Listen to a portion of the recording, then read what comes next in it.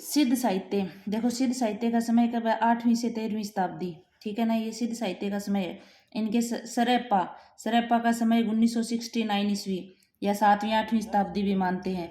ये जो राहुल सांकरतायन के अनुसार हिंदी साहित्य के सर्वप्रथम कवि है सरैप्पा, ठीक है ना।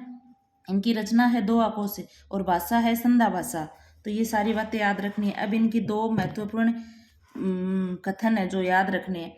किसके, सरैप्पा की। एक तो है पंडित से अलसत बखानई, दे हई बुद्धू बसंत न जानई। दूसरी है बरमाणे ही मैं जानंत ही बयऊ एवई, पढ़िए ए उत्सव बेऊ मिट्टी, परणी कुशलाय पढ़त गरही बर बैसी अंगी हुणत। ये इनके 2 महत्वपूर्ण कथन है। अगला है स्वयंभू। स्वयंभू की रचना, स्वयंभू का समय 783 ईस्वी या 8वीं शताब्दी माना जाता है, ठीक है ना। तो इनका क्रम वाइज लगाना आता है, तो इसलिए मैं आपको ये करवा रही हूँ। रचना है इसकी पौम चरियू, और ये पौम चरियू क्या है, प्रबंध काव्य है इनका, ठीक है। फिर अगला पुष्पदंत। पुष्पदंत का क्या है, 10वीं शताब्दी या 972 ईस्वी। इनकी रचना देखो, नए कुमार, ये प्रबंधात्मक काव्य है। आदि पुराण, उत्तर पुराण, जस हर चरियु, ये इनकी महत्वपूर्ण कृतियां हैं। आगे देखो सिद्ध साहित्य के प्रमुख कवि, यानी सिद्ध साहित्य के प्रमुख कवि जिनकी महत्वपूर्ण बातें हैं वो सारी।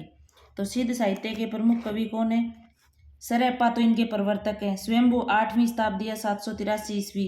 लुईपा 8वीं शताब्दी भी आता है, 773 ईस्वी। और नगेंद्र ने 84 सिद्धों में सर्वश्रेष्ठ सिद्ध माना है लुईपा को, ठीक है। पुष्पदंत की 10वीं।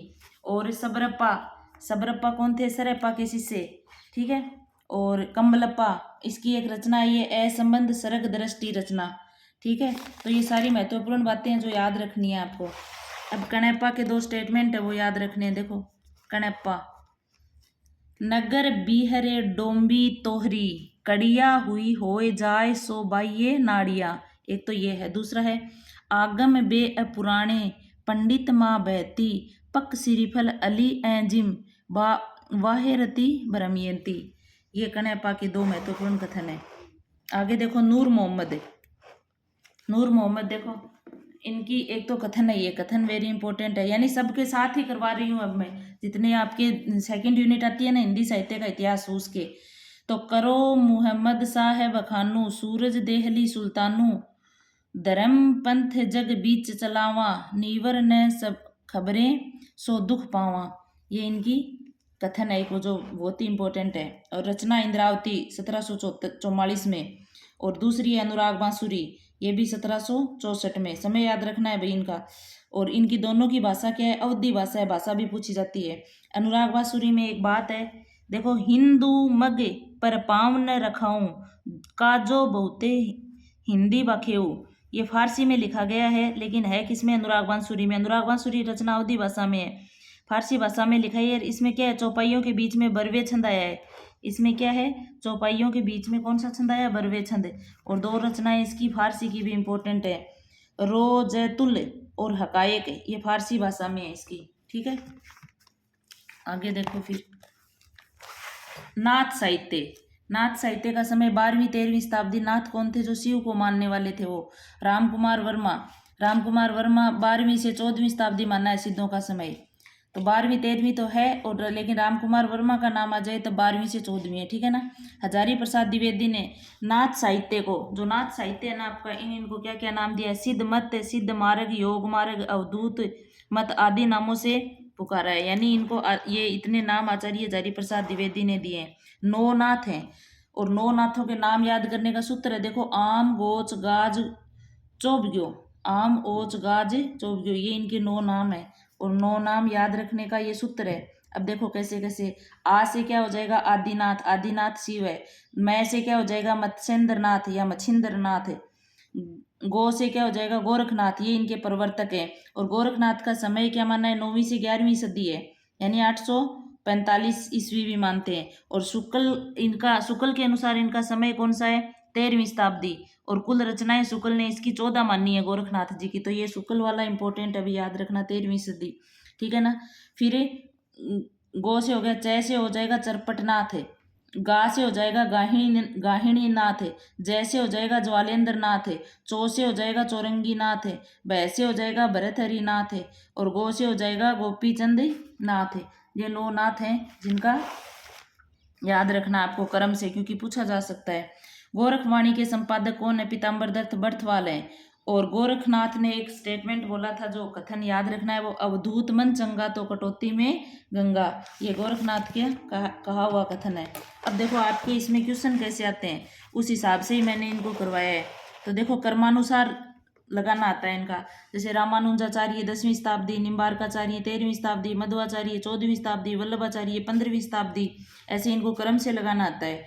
और महत्वपूर्ण का तो मैंने लिख दिया है, ये आपको जरूर याद रखने हैं। अदयमान का 12वीं शताब्दी, हेमचंद्र का 12वीं, दोनों का ही 12वीं याद रखना है। लेकिन पहले अदयमान और हेमचंद्र क्रम से लगाएं तो दोनों का समय तो 12वीं है, फिर भी याद रखना है। फिर देखो आदिकालीन कवियों का क्रम भी पूछा जाता है, जिनका पूछा जाता है उनके महत्वपूर्ण की बताइए मैंने। चंद्रवरदाई का 1168वीं, जगनिक का 1173वीं, और अमीर खुसरो का है 1253वीं, और श्रीधर का है 14वीं शताब्दी। श्रीधर का समय कौन सा आता है? 14वीं शताब्दी। और 1155 बिसल देव रासो का है, जो किसका लिखा हुआ है? नरपति नाले का। ये भी वेरी इंपॉर्टेंट है। अब भक्तिकालीन का समय देखो कर्मानुसार ही लगा के लिखे हैं मैंने। रेदास 1388 से 1498, कबीर 1398 से 1518 बनारस में कबीर, और धर्मदास का 1400 से 1500, दादू का 1544 अहमदाबाद में, और ये 1603, मल्लुकदास का 1574 कड़ा इलाहाबाद में। देखो इन 3 का ही लिखा है, ये 3 वेरी इंपॉर्टेंट है। तब सुंदरदास का 1596 में, और जायसी का 1478 में, सूरदास का 1492 में, तुलसी का 1532 में, और रहीम का 1556 में। वेरी वेरी इंपॉर्टेंट है भाई, याद ही कर लेना इनको। फिर देखो रीतिकालीन केशव 1555, बिहारी 1595, सेनापति 1589, चिंतामणि 1609। याद करते हैं ना, चिंता करते हैं तब बोलते हैं नो, तो नो याद रख लेना। और भूषण का 1613, मतीराम का 1617, जसवंत सिंह का 1626 भी आता है, 28 भी आता है, देव का 1673 भी आता है, 75 भी आता है, घनानंद का 1689, घनानंद का कितना है? 1689, सूरती मिश्र का है 1709, और भिखारीदास का 1725 है। तो ये याद रखने हैं। अब देखो आपके जो महत्वपूर्ण रचनाएं और इनके मतलब क्रम से लगाने का ये क्रम भी आता है। और फिर जो नंददास की महत्वपूर्ण रचनाएं ना वो लिखी हैं, तो नंददास की देखो, नंददास इनकी रचना बड़ी सरस और मधुर है, यानी विशेषता क्या है? और कृष्ण की रासलीला का अनुप्रसादिक युक्त साहित्यिक भाषा में विस्तार के साथ वर्णन मिलता है, यानी कृष्ण की रासलीलाओं का ज्यादा वर्णन मिलता है। तो इनकी बहुत सारी रचनाएं, उनमें जो महत्वपूर्ण रचना है उसमें क्या बात है वो मैंने लिखी है। तो रसमंजरी देखो नंददास की रचना है, वेरी इंपॉर्टेंट है ये। और नायिका भेद से संबंधित रचना है ये, इसमें 9 प्रकार की नायिकाओं का उल्लेख किया गया है, और 2 चौपाई शैली में है ये, और इसमें स्वकीय और परकीय नारी के भेदों को बताया गया है। ठीक है। और रास पंचादयी, ये वेरी वेरी इंपॉर्टेंट है भाई। रास पंचादयी तो कौन से छंद में है? रास पंचादयी रोला छंद में। इसमें 5 अध्याय हैं। कृष्ण की रास लीलाओं का अनुप्रासादी युक्त साहित्यिक भाषा में वर्णन है रास पंचादयी में। और वियोगी हरि ने इसे हिंदी का गीत कहा है, यानी वियोगी हरि ने रास पंचादयी को क्या कहा है? तो हिंदी का गीत कहा है। इसकी एक रचना है भंवर गीत। भंवर गीत में सगुण और निर्गुण पर गोपी और उद्धव के संवाद है, यानी नंददास की जो भंवर गीत रचना है उसमें सगुण और निर्गुण में जो गोपी और उद्धव के संवाद चलता है ना वो है। एक है इनकी श्याम सगाई। श्याम सगाई किसकी रचना है? ये भी नंददास की है। ठीक है ना। आगे देखो, ये इंपॉर्टेंट रचनाएं सभी करवा रही हूँ साथ ही। 933 में है, 933 श्रावकाचार है देवसेन की, और नगेंद्र ने इसे हिंदी की प्रथम रचना माना है, यानी नगेंद्र के अनुसार हिंदी साहित्य की प्रथम रचना कौन सी है हिंदी की? तो ये श्रावकाचार्य है, और 250 दो हैं इसमें। फिर देखो 1184 में भरतेश्वर बाहुबली रास है, ये क्या है? खंड काव्य है, और शालीभद्र सूरी का लिखा हुआ है, इसमें 205 दोहे हैं। 1200 में क्या है? चंदन वाला रास है, ये भी एक खंड काव्य है, और किसका है? आसगु का, और इसमें कौन सा रस है? करुण रस है। 1231 रेवंत गिरी रास है। 1231 में कौन सा है? रेवंत गिरी रास है, और रेवंत गिरी रास से किसका है? विजय सेन सूरी का। 4 कड़वकों में विभक्त है ये। ठीक है। फिर 14वीं शताब्दी में किसके है? 14वीं शताब्दी में वर्ण रत्नाकर का, और वर्ण रत्नाकर किसकी रचना है? ज्योतिश्वर ठाकुर की, और ये एक शब्दकोश ग्रंथ है। ऐसे भी पूछ सकता है, भी खंड काव्य है, कैसा काव्य है ये, चंदन बाला रास इसका। तो जो जिस प्रकार से पूछा जा सकता है वे सारे ही मैंने लिख दिए हैं। और देखो मैथिली भाषा की हिंदी गद्य की पहली पुस्तक कौन सी है, तो वर्ण रत्नाकर, ये वेरी इंपॉर्टेंट है भाई, ये क्वेश्चन बन सकता है यहाँ से कि मैथिली भाषा की हिंदी गद्य की है ये पहली पुस्तक वर्ण रत्नाकर है। फिर देखो 12वीं शताब्दी, 12वीं में क्या है, उक्ति व्यक्ति प्रकरण है, और ये व्याकरण ग्रंथ है और दामोदर का है, ठीक है ना। तो हिंदी का प्रथम गद्य ग्रंथ है ये। अब क्वेश्चन आ जाए हिंदी का प्रथम गद्य ग्रंथ है, तो हिंदी का प्रथम गद्य ग्रंथ तो कौन सा है, उक्ति व्यक्ति प्रकरण, और ये एक व्याकरण ग्रंथ है। लेकिन मैथिली भाषा की हिंदी गद्य की पहली पुस्तक है ये, ठीक है ना। तो इस ऐसे इनको याद रखना है। कबीर परिचय किसका है, अनंत दास का है कबीर परिचय।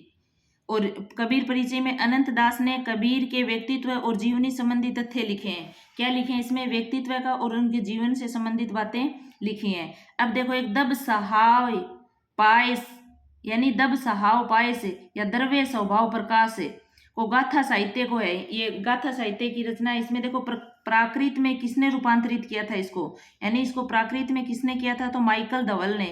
किसने किया था, माइकल धवल ने। और इसके लेखक कौन है, लेखक है इसके देवसेन। और अपभ्रंश भाषा की रचना है ये, अपभ्रंश भाषा में थी ये, लेकिन इसको प्राकृत में किसने रूपांतरित किया, ये बात वेरी इंपॉर्टेंट है, तो माइकल धवल ने।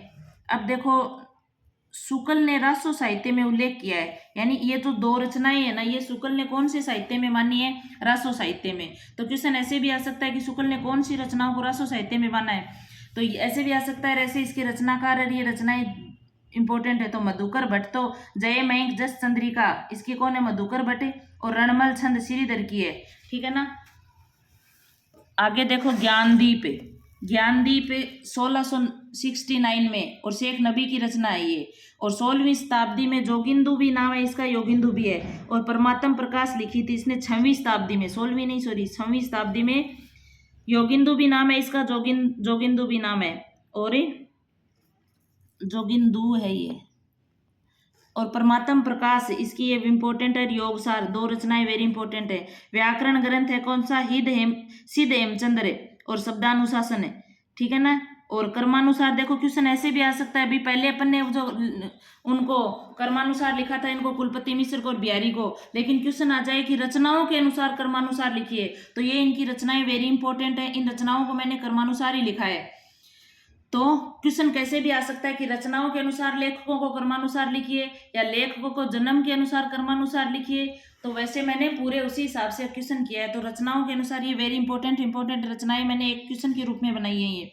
देखो 1670 में रस रहस्य कुलपति मिश्र की है, 1689 में भावविलास देव की है, और 1746 में काव्य निर्णय भिखारीदास की है, और 1811 में जगत विनोद पद्माकर की है। तो यानी क्वेश्चन ऐसे भी बन सकता है। बाकी मैंने कर्मानुसार तो लिखे ही हैं सारे के सारे।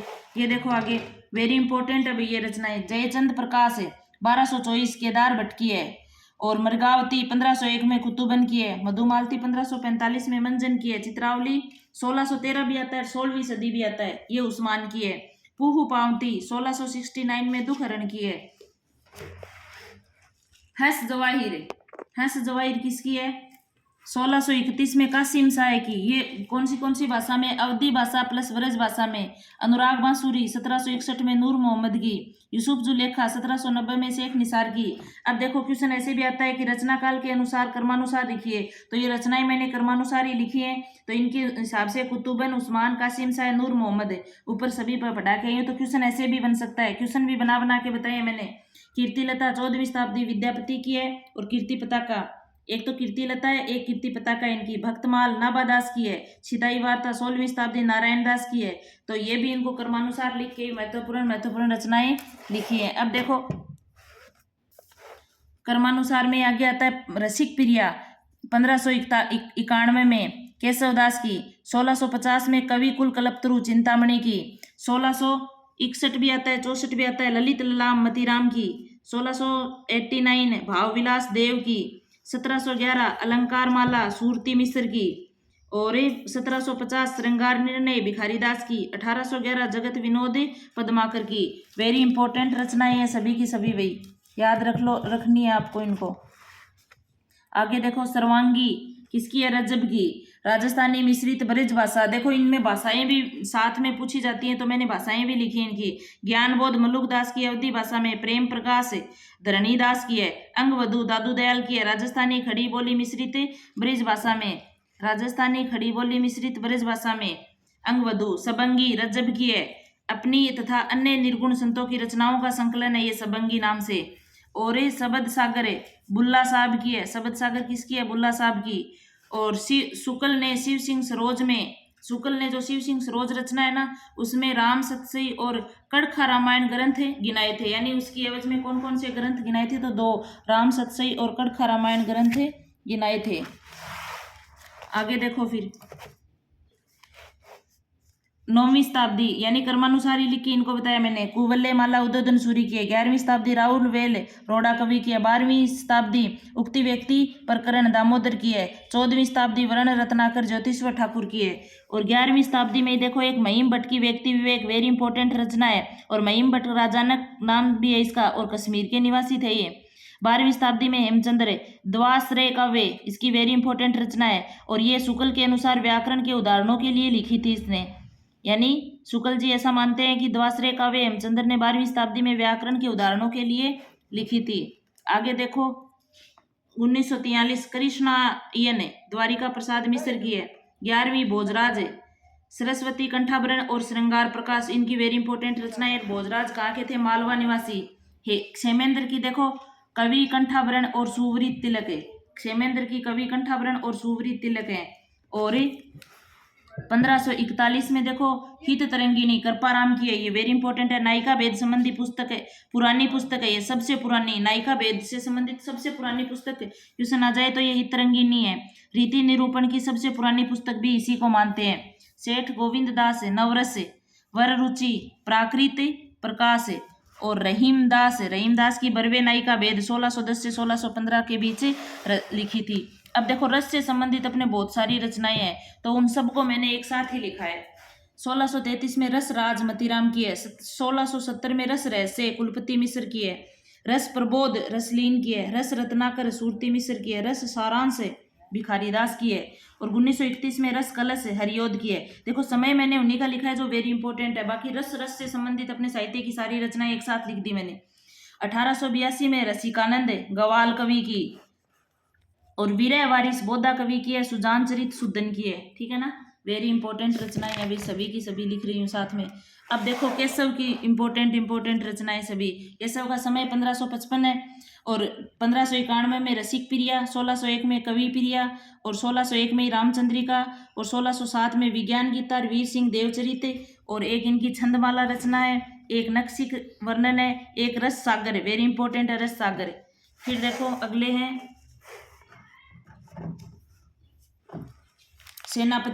सेनापति की गुरु का नाम है हीरामणि। और सेनापति ने प्रकृति चित्रण व ऋतु वर्णन किया है। और इनकी एक रचना है जो वेरी इंपॉर्टेंट है, कविते रत्नाकर वेरी इंपॉर्टेंट है। और ये बात मेरी बताई हुई है आपको पेपरों में, जो पेपर सोल्व करवाए ना वहाँ, तो मैंने शॉर्ट में लिख के बताती है। बालिका सपूत से लेके विकराल को, ये कथन किसका है, तो ये सेनापति का ही है। ठीक है ना। अब देखो आपको सभी जितने अपने साहित्य के कवि हैं उनको क्रमानुसार लिख दिया है। देखो जन्म के अनुसार भी लिख दिया है, शुक्ल के अनुसार भी लिख दिया है। तो वल्लभाचार्य के शिष्य और विठलनाथ के शिष्य, तो ये सूत्र के क्यों सुपरकर्षण है, यानी वल्लभाचार्य के जन्म के अनुसार यही क्रम है इसका, क्यों सुपरकर्षण। क्यों से कुंभनदास, सु से सूरदास, पर से परमानंद दास, क्री से कृष्णदास है। और विठलनाथ के शिष्य गोछीचन यानी क्रम के अनुसार है ये। तो गो से गोछी गोविंद स्वामी 1500 ये क्रम के अनुसार है। राजस्थान से हैं ये भी, एक ही इनके विठलनाथ के शिष्यों में अपने राजस्थान से हैं। तो छीत स्वामी 1515 में, चतुर्भुजदास 1530 में, और नंददास 1533 में। अब देखो चतुर्भुजदास किसके, कुंभनदास के पुत्र थे। ये चतुर्भुजदास कौन थे, कुंभनदास के पुत्र थे। हितजू को मंगल इसकी काव्य करती है जो वेरी इंपॉर्टेंट है। यह तो इनके जन्म के अनुसार है और सूत्र से करवाए। बाकी देखो आचार्य रामचंद्र शुक्ल इनको कैसे मानता है, जन्म से मतलब कर्म से। आचार्य रामचंद्र शुक्ल के अनुसार भी कर्मानुसार लिखा है मैंने। तो वल्लभाचार्य जी सूरदास की एक नल दमन रचना इंपॉर्टेंट है जो साथ ही लिख दी मैंने। सूरदास, नंददास, कृष्णदास, परमानंद दास है, कुंभनदास, चतुर्भुजदास, छीत स्वामी और गोविंद स्वामी, हित हरिवंश, गदाधर भट्ट, मीराबाई, स्वामी हरिदास, सूरदास मदन मोहन, श्री भट्ट, व्यास जी, रस खान और ध्रुवदास। ये देखो कृष्ण भक्ति शाखा के कवि शुक्ल के अनुसार कर्मानुसार लिख के बताए मैंने कृष्ण भक्ति शाखा के। फिर देखो राम भक्ति शाखा के, क्योंकि कर्म पूछता है कौन सा राम भक्ति शाखा का कवि है, कौन सा कृष्ण भक्ति शाखा का कवि है, तो ऐसे वाले क्वेश्चन भी एक साथ ही हो रहे हैं। देखो राम भक्ति शाखा के तुलसीदास है, अग्रदास है, नाभादास है, प्राणचंद चौहान है। और प्राणचंद चौहान की वेरी इंपॉर्टेंट रचना है हनुमानाष्टक है और हृदय राम है। तो ये इनके राम भक्ति शाखा के कवि हो गए। फिर देखो निर्गुण और सगुण, ये जो अपने है ना, तो निर्गुण में आते हैं दो। निर्गुण में एक तो संत काव्य आता है, एक प्रेम सूफी काव्य या सूफी काव्य आता है। तो इनको भी मैंने साथ में लिख दिया है कि शुक्ल के अनुसार कौन से तो निर्गुण संत कवि है, कौन से प्रेम सूफी कवि हैं। क्योंकि सगुण में कृष्ण भक्ति शाखा के भी लिख दिए, राम भक्ति शाखा के भी लिख दिए, तो दो ये बचे, इनको भी साथ में, फिर चारों का साथ ही हो जाएगा सगुण निर्गुण का। निर्गुण में देखो कबीर है, रेदास का नाम रविदास, धर्मदास, गुरु नानक, दादू दयाल, सुंदरदास, मल्लुकदास, अक्सर अनन्य। ये निर्गुण संतों का कर्मानुसार है शुक्ल के अनुसार। फिर देखो सूफी भी शुक्ल के अनुसार कर्मानुसार है। कुतुबन है, मंजन है, जायसी है, उस्मान है, शेख नबी है, कासिम शाह है, नूर मोहम्मद है। क्योंकि क्वेश्चन आता है इसमें शुक्ल के अनुसार कर्म से लगाइए, तो ये सारे के सारे मैंने एक साथ एक वीडियो में कर्म से लगा के बता दिए हैं। अब देखो क्वेश्चन ऐसे भी आता है रचना काल के अनुसार कर्म से लगाइए। तो गोविंद स्वामी 1543, आलम 1683, गुमान मिस्र 1743, बेताल 1782। तो जो अलग अन्य रह गए ना, उनको मैंने क्वेश्चन के रूप में करवा दिया है। तो बाकी इससे अपना सारा का सारा सिलेबस एक साथ ही हो रहा है। आगे देखो बनारसी दास कौन थे? भक्तिकालीन नित्य कवियों के जैन कवि हैं। और नव इनकी रचनाएं देखो, नवरस पदावली है, समय सार नाटक है, भाषा सुक्ति मुक्तावली है। और इनका एक कथन है जो वेरी इंपॉर्टेंट है, एक रूप हिंदू तुर्क दूजी दशा न कोय, मन की द्विधा मान कर भय 102। ये बनारसी दास का वेरी इंपॉर्टेंट कथन है। अब देखो भिखारी दास की रचनाएं जो महत्वपूर्ण है, वो भिखारी दास का 1725 में जन्म है। इनकी काव्य निर्णय रचना वेरी इंपॉर्टेंट है, 1743 में है, और ये सर्वांग विवेचन से संबंधित रचना है। अगली देखो श्रृंगार निर्णय 1750 है। ये तो ईस्वी है, और ईस्वी से आपको पता है इस विक्रमी में जाने के लिए +57 किए जाते हैं, तो इसमें 1807 हो जाएगा। ईस्वी और विक्रमी में बस यही अंतर है, ईस्वी में 57 साल जोड़ दो, फिर विक्रमी संवत आ जाता है। श्रृंगार निर्णय है, छंद प्रकाश है, रस सारांश है। ये चार इनकी वेरी इंपॉर्टेंट रचनाएं हैं। अगला देखो फिर पद्माकर का समय है 1753 1833 है। और शुक्ल के अनुसार देखो पद्माकर के बारे में क्या है, ऐसा सर्वप्रिय कवि इस काल के भीतर बिहारी को छोड़कर दूसरा नहीं है। यानी ऐसा सर्वप्रिय कवि है ना, ऐसे इस काल में बिहारी के अलावा दूसरा नहीं है। पद्माकर बिहारी के अलावा दूसरा नहीं है, यानी 2 नंबर पे पद्माकर ही है। पद्माकर की रमणीयता की सर्वप्रियता का एकमात्र कारण है, ये शुक्ल ने इनके बारे में कहा है। और इनका एक कथन है जो मैंने पूरा तो पहले करवाया हुआ है, अब शॉर्ट में ही बता रही हूँ, गुलगुली से लेके माला है तक, ये इनका पद्माकर का स्टेटमेंट है। आगे देखो चिंतामणि की वेरी इंपॉर्टेंट रचनाएं। चिंतामणि 1609 में जन्म है, और काव्य प्रकाश वेरी इंपॉर्टेंट है। श्रृंगार मंजरी 1643 में, और काव्य विवेक ये भी चिंतामणि का है 1650 में। कवि कुल कल्पतरु और रस मंजरी के नाम से देखो 2 रचनाएं और भी मिलती है, तो श्रृंगार मंजरी है, लेकिन रस मंजरी के नाम से भानुदत्त की भी है, नंददास की भी रचनाएं हैं, ये पीछे मैंने आपको बता दी। आगे देखो मतीराम की रचनाएं। मतीराम का समय 1617 में, और रसराज 1633 में है। साहित्य सार ये भी मतीराम की है, और इनका एक कुंदन को रंग फिको लागे, इस हिसाब से स्टेटमेंट है जो पीछे करवाया हुआ है। और भूषण की एक रचना है जो वेरी इंपॉर्टेंट है, 76 साल है दशक है, ये भूषण की रचना है। आगे देखो फिर देव की रचनाएं वेरी इंपॉर्टेंट है, भी देव की रचनाएं सभी 1689 भाव विलास, रस विलास, भवानी विलास, प्रेम चंद्रिका, प्रेम तरंग, सुजान विनोद, काव्य रसायन, देवमाया प्रपंच, अष्टायाम वेरी इंपॉर्टेंट रचना है। और एक इनका स्टेटमेंट भी है, अभिधा उत्तम काव्य या मध्यम लक्षणालीन, ये वाला स्टेटमेंट है देव का ही है। आगे देखो गणानंद का 1689 में जन्म है। इनकी रचना वीरय लीला, इश्कलता, ये इसकी वेरी इंपॉर्टेंट रचनाएं हैं। और शुक्ल ने गणानंद के बारे में क्या है, गणानंद को साक्षात रसमूर्ति कहा है। और इनकी भाषा की लाक्षणिकता है, भाषा की व्यंजकता भी है, और उक्ति वैचित्र्य भी इनकी काव्य में मिलता है गणानंद के। अब गणानंद साहित्य के देता देखो कौन है, गणानंद साहित्य के देता इमरे बंगा है। गणानंद साहित्य के देता कौन है, वेरी इंपॉर्टेंट, अभी ये पूछा जा सकता है गणानंद साहित्य के देता कौन है, तो इमरे बंगा है। और गणानंद की एक स्टेटमेंट है जो वेरी इंपॉर्टेंट है, वो देखो, सूरती सिंगार को उजारो छवि आठी भांति, दीठी लालसा के लोक लोयननी ले ले आंजी हो, रति रसना संवाद पावड़े, पुनितकारी माए चुमी चुमी के कपोलनी सो मांझी हो। ये किसका स्टेटमेंट है, गणानंद का। आगे देखो मल्लुक दास है, मल्लुक दास की इंपॉर्टेंट रचनाएं। मल्लुक दास कैसे संत कवि हैं ये, और इनकी अवधी भाषा में कौन सी है, ब्रज भाषा में कौन सी है, तो साथ में ही कंफ्यूज नहीं होना है, याद रखनी है। तो मल्लुक दास की रस खान, रतन खान, ज्ञान बोध, ज्ञान प्रोछी, ये तो कौन सी भाषा में, अवधी भाषा में। और भक्ति विवेक, बारखड़ी, ध्रुव चरित, सुख सागर, ये कौन सी भाषा में है, ये इनकी ब्रज भाषा में। चार रचना यानी भक्ति विवेक, बारखड़ी, ध्रुव चरित और सुख सागर, ये इसकी ब्रज भाषा में है। अब इनके कथन देखो, अब तो अजपा जपू मन मेरे, और ये ऐसे पूरा पीछे करवाया हुआ है, जाके चरे, तो ये किसका स्टेटमेंट है, मल्लुक दास का। और अगला देखो, अधर मधुरता कठिनता कूच, तीक्ष्णता प्यारों में काव्य रसिक को परिभाषित किया गया, ये भी किसका स्टेटमेंट है, ये भी मल्लुक दास का है। आगे देखो इनके गुरु लिखे हैं भाई, मैंने साथ में इंपॉर्टेंट है ना, उनके सबके गुरु एक साथ में ही लिख दिए ताकि आपको याद रहे। जम्बनाथ यानी जाम्बोजी, नागौर में इनका जन्म हुआ 1451 या 1523 में, और इनके गुरु थे गोरखनाथ है। नामदेव के गुरु थे विनोबा खेचर या खेचरनाथ है। दादू दयाल के गुरु थे वरीद भगवान है। मल्लुक दास के गुरु थे पुरुषोत्तम दास है, और सुंदर दास के गुरु थे दादू दयाल है। तो सबके गुरु एक साथ लिख दिए, वेरी इंपॉर्टेंट है, ये याद रखने हैं आपको। आगे देखो बिहारी के बारे में शुक्ल ने एक बात कही है जो बहुत ही इंपॉर्टेंट है। बिहारी की भाषा चलती फिरती होने पर ही साहित्यिक है, यानी बिहारी की भाषा चलती फिरती रहे ना तभी वो साहित्यिक है, नहीं तो नहीं है। और आगे देखो बिहारी के काव्य में वासुदेव सिंह का कथन है, यानी बिहारी के काव्य में वासुदेव सिंह ने क्या बोला है, तो बिहारी के काव्य में वासुदेव सिंह ने बोला है, बिहारी ने सामंती प्रेम का अत्यंत निष्ठापूर्वक वर्णन किया है। और दूसरी बात है, उनके लिए प्रेम जीवन मरण का प्रश्न नहीं है, क्रीड़ा मात्र है, यानी बिहारी के लिए प्रेम जीवन मरण का प्रश्न नहीं है, क्या है, क्रीड़ा मात्र ही है। आगे देखो फिर नाभादास के बारे में।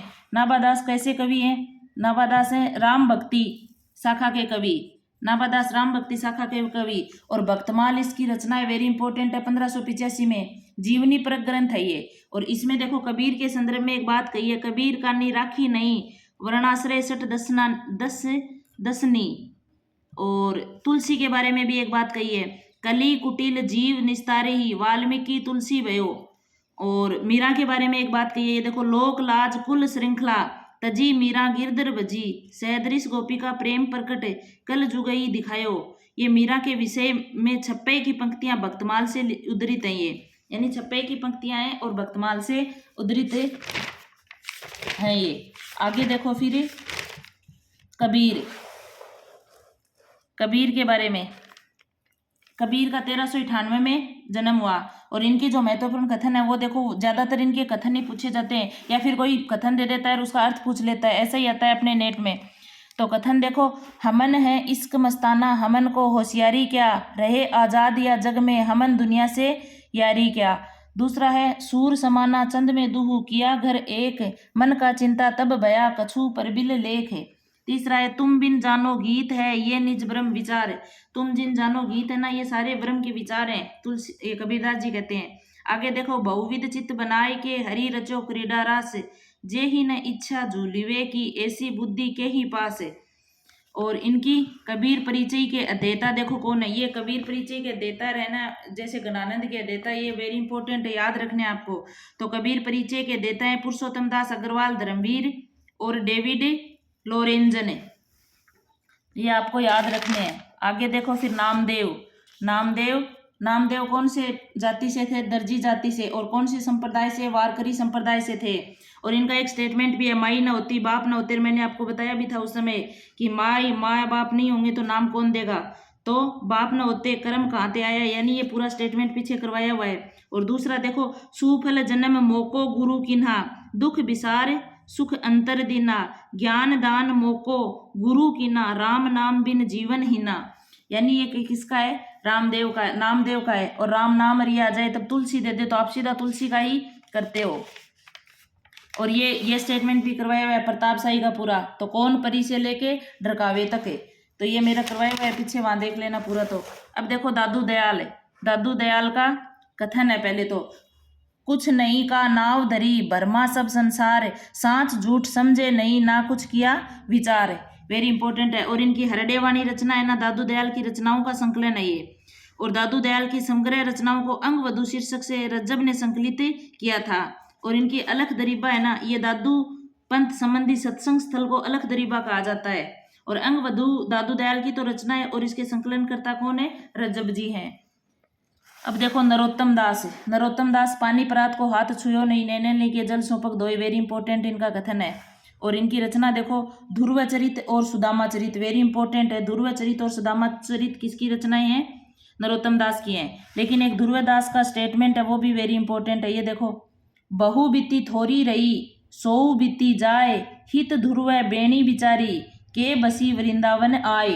यानी ये किसका है, ध्रुवदास का कथन है। आगे देखो, परमानंद दास का एक कथन है जो वेरी इंपॉर्टेंट है।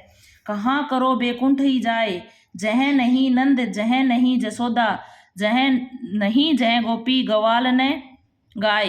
यानी जहां पर नंद दास से संबंधित सारी बातें कही है वहां नहीं है तो परमानंद नहीं होता, ऐसे याद कर लो। तो किसका है, परमानंद का ही है। अब देखो रहीम के बारे में, रहीम इनका जन्म 1553 या 1626 है। और देखो इनका एक कथन है जो वेरी इंपॉर्टेंट है, कमल दल ने नहीं की उस्मानी, बिसरत नाही सखी मोमन ते मंद मंद मुस्कानी। और शुक्ल जी ने रहीमदास के बारे में कहा है कि रहीम हिंदी अरबी और फारसी के पूर्ण विद्वान थे। यानी हिंदी के, अरबी के, फारसी के पूर्ण विद्वान शुक्ल ने किसको माना है, रहीम को माना है। उनकी दानशीलता हृदय की सच्ची प्रेरणा के रूप में थी। और उनकी सभा विद्वानों और कवियों से सदा भरी रहती थी। यानी इनकी जो सभा है ना, विद्वानों और कवियों से सदा भरी रहती थी। फिर देखो नागरीदास का एक कथन है जो वेरी इंपॉर्टेंट है, जहां कलह तह सुख नहीं, कलह सुखन को मूल, सबे कलह इक राज में, राज कलह को मूल। ये वेरी इंपॉर्टेंट है नागरीदास का। बेकुम्बन दास का है, तुम निको दुही जानत गैया, चलिए कुंवर रसिक मन मोहन, लाग्यो तिहारे पैया। वेरी इंपॉर्टेंट कथन है बेकुम्बन दास का। और वो आवत जावत पनिया टूटी वो वाला करवाया हुआ है पीछे। गुरु नानक का एक कथन है जो वेरी इंपॉर्टेंट है, जो नर दुख में दुख नहीं माने, सुख में स्नेह अरूप है नहीं, जाके कंचन माटी जाने। वेरी इंपॉर्टेंट है किसका, गुरु का, ये गुरु नानक का। अब ठाकुर के 3 कथन है जो वेरी इंपॉर्टेंट है, डेल सो बनाए आए मेलत सभा के बीच, लोगन कपित कीबो खेल कर जानो है, ये ठाकुर का है। और सेवक सिपाही वाला करवाया हुआ है पूरा पीछे, तो सेवक सिपाही से लेके मुर्के तक ये भी किसका है, ठाकुर का। लागत कबित कीबो खेल करी जानो है, ये भी किसका है, ठाकुर का। आगे फिर देखो, अपभ्रंश भाषा का मुख्य छंद कौन सा होता है, दोहा होता है। और शुक्ल ने अपभ्रंश के शीर्षक से अपभ्रंश काव्य शीर्षक में उल्लेख किया है। यानी अपभ्रंश काव्य का जो शीर्षक या प्रकरण है ना, उसमें 3 कवियों का उल्लेख किया है, देवसेन का, सोमप्रभ सूरी का और विद्याधर का। और प्रेम सूफी काव्य में क्या होता है, देखो प्रेम सूफी काव्य में ईश्वर को नायिका के रूप में माना जाता है, कथानक रूढ़ियों का अनिवार्य प्रयोग होता है। और पुष्टि मार्ग की मान्यताएं देखो क्या है, भगवान के अनुग्रह पर भरोसा होता है पुष्टि मार्ग में, नित्य लीला में प्रवेश का विश्वास बना रहता है पुष्टि मार्ग में, और प्रवाह जीव सांसारिक सुखों की प्राप्ति में लगे रहते हैं पुष्टि मार्ग में। ये पुष्टि मार्ग की मान्यताएं हैं। अब भक्ति आंदोलन पर गंभीरता से विचार किसने किया था, मुक्तिबोध ने। और मुक्तिबोध ने ही भक्ति आंदोलन पर उदय ऐतिहासिक सामाजिक शक्तियों के रूप में जनता के दुखों व कष्टों से हुआ। हजारी प्रसाद द्विवेदी ने भारतीय चिंतन धारा का स्वाभाविक विकास माना भक्ति काल को। शुक्ल ने इस्लामिक आक्रमण की प्रतिक्रिया माना। गिरियसन ने क्या माना, ईसाइयत की देन माना। यानी ये आपके हिंदी साहित्य का इतिहास से महत्वपूर्ण रचनाएं, महत्वपूर्ण कथन, महत्वपूर्ण है ना, वो सब कुछ मैंने इसी एक वीडियो में आपको 34-35 मिनट में ही करवा दिया है। तो ये आपको याद रखना है। बाकी फिर आपकी आत्मकथाएं, संस्मरण, जीवनी, डायरी, ये वाला एक वीडियो में डाल देंगे। अब जितने वीडियो डाले हुए हैं ना आपके, ये सारे वीडियो देख लो भाई, इसमें सब कुछ आ गया है शॉर्ट नोट्स के हिसाब से। और फिर PYQ करवाएंगे, उसमें आपके अब पहले से ये याद करके रखोगे तो PYQ बहुत अच्छे से होंगे फिर।